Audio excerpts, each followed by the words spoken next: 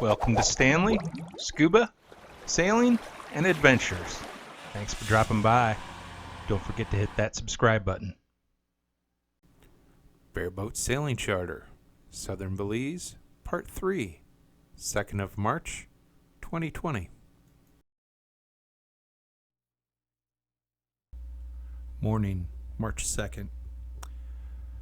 The forecast called for winds from the east to southeast at 5 to 15 knots for the morning and seas from 3 to 5 feet. For the evening, they were calling for winds from the east to southeast at 10 to 20 knots and seas from 5 to 7 feet. We decided to go ashore Lime Key and get some lunch. As we were anchored quite a distance away, it would be a long dinghy ride, so we decided to move the boat about 1 nautical mile.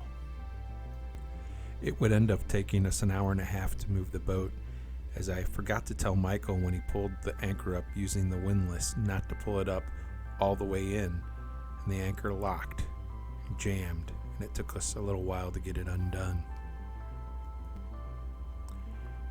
As we entered the building with the picnic tables in search of lunch, there were several signs. One of the signs said free beer tomorrow. I said, "I wish we'd come tomorrow," and everyone chuckled. Apparently lunch is served from 12 to 12:30, and we had arrived at 11:45.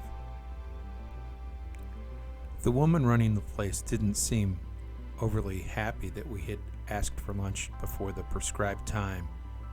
She said she would have to check. She ended up serving us lunch, and it was very good and very inexpensive. We grabbed a couple beers and went for a walkabout. They had a great deck with a view. The island had a couple little bungalows, very rustic. It was bright and sunny, and there was not a cloud in the sky. There didn't seem to be much activity on the island at all. As we sat enjoying our beer and the view, a skiff soon pulled up with 7 college students. They were from Canada and France, and apparently they were going to do some camping on the island. I'm not sure why they opted to stay in tents instead of the bungalows.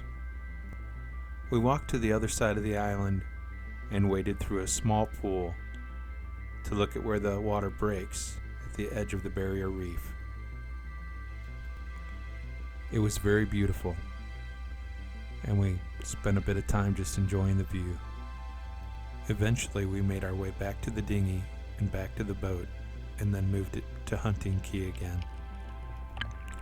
We were careful to drop the anchor in a sandy chute.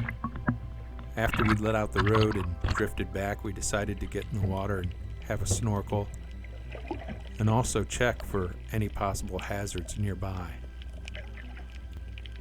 There were several coral heads just to the east of us, toward Hunting Key. Although the forecast called for winds from the east to southeast, I wasn't comfortable having these coral heads within our swing. We would end up moving the boat and anchoring 2 more times before it was all said and done. I had learned a valuable lesson today. Giving the trouble with the anchor when we went to Lime Key for lunch, and the trouble re-anchoring when we came back from lunch. It occurred to me, just take the longer dinghy ride. If the engine fails, you still have oars in the dinghy. Anyway, it had been a long day by the time we finally settled at our last anchorage, and we were wiped out. We had some lasagna for dinner, homemade and provided through provisioning, and Michael made some garlic bread from the fresh garlic on the boat. At the end of the day, we hadn't gone very far, and we'd anchored 4 times. Thanks for watching.